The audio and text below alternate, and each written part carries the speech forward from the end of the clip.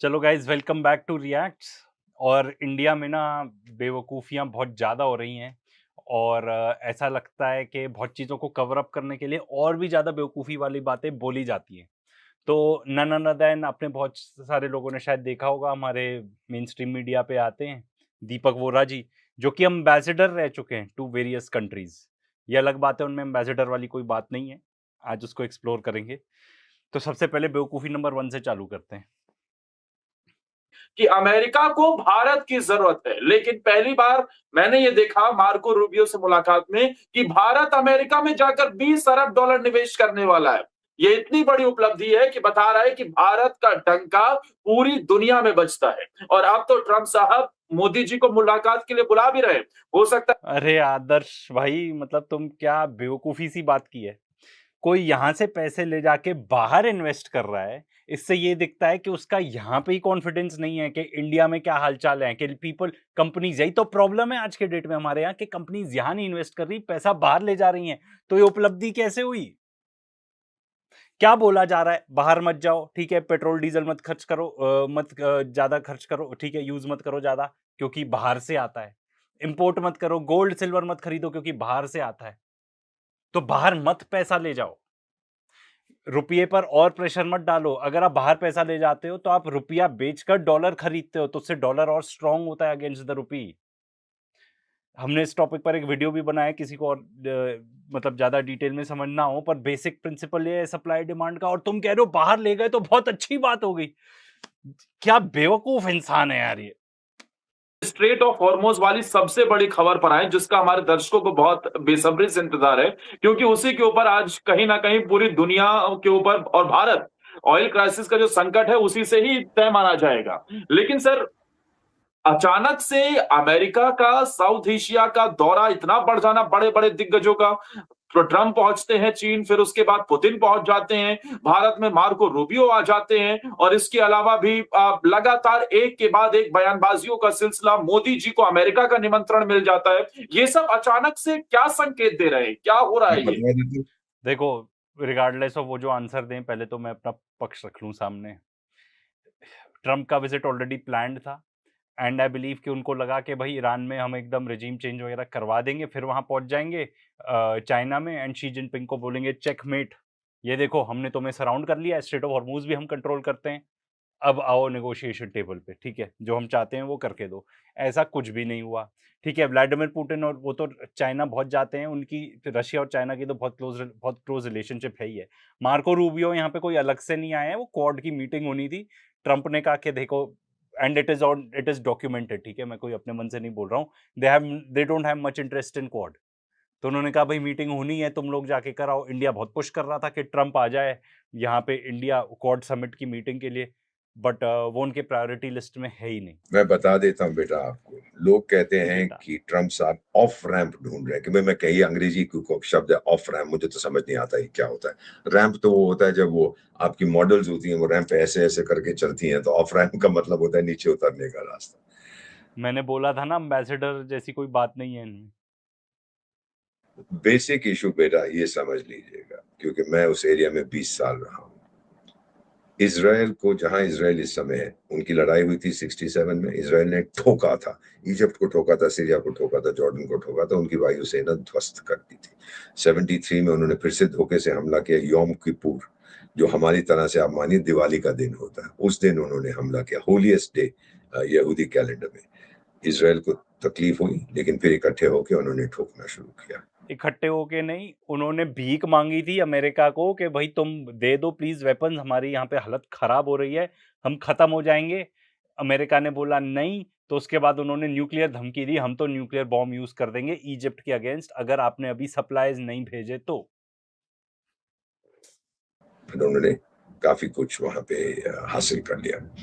अब बेटा इसमें क्या है कि ये जो इस समय सिचुएशन है, इसराइल 48 में जब पैदा हुआ था तब भी अरब देशों ने उस पर हमला किया था। इसराइल भिड़ गया था उनके साथ 67 में, 73 में, 3 बार तो वो लड़ चुका है। एंड नकबा हुआ था उस टाइम पे, जो आज के डेट में जो जेनोसाइड चल रहा है ना, तब से कंटिन्यूड है। ये भी तो बताओ, इज़राइल बना कैसे बन गया? एकदम से ऐसे देश कैसे बन गया, जब उससे पहले प्रीसीडिंग इवेंट्स ही ना रहे हों? एंड ये कहा जाता है किसी भी देश ने मदद नहीं करी, एंड इज़राइल इज़राइल में जितने भी सोल्जर्स थे ना आईडीएफ, उस टाइम पे टेररिस्ट ही थे सब, ठीक है? उनको पूरी ट्रेनिंग मिली हुई थी वर्ल्ड वॉर 2 के दौरान, ठीक है? पूरे सप्लाइज़ आए, चेकोस्लोवाकिया से आए, यूएस से भी आए supplies, although they deny it but it's documented, it's out there.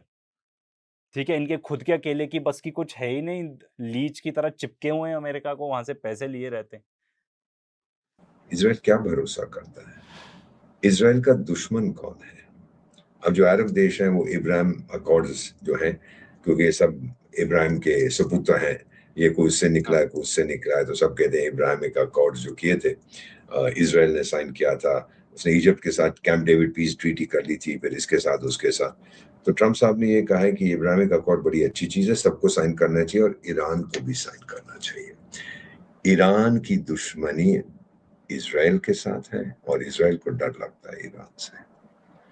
अगर आप सोचें कि पैलेस्टाइन का जो इशू है, वो एक बड़ा सर इमोशनल इशू है बेटा, अरबों के लिए, लेकिन ये तो बहुत दूर बैठा हुआ है। सुनते जाओ मैं क्या बोल रहा हूँ।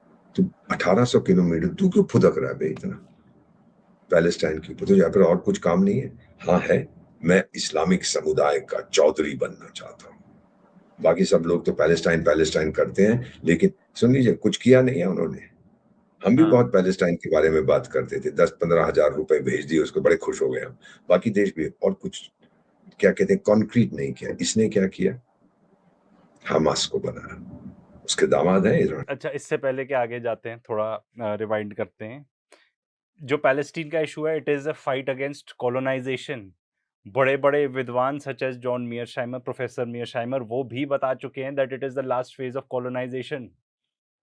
तो वहाँ कॉलोनाइज़ेशन हो रहा है, इंडिया बाय वर्च्यू ऑफ के भाई हम भी कॉलोनाइज़ थे, हम उस चीज़ के अगेंस्ट हैं। एंड होना चाहिए, वो हमारी पॉलिसी हमेशा से रही है।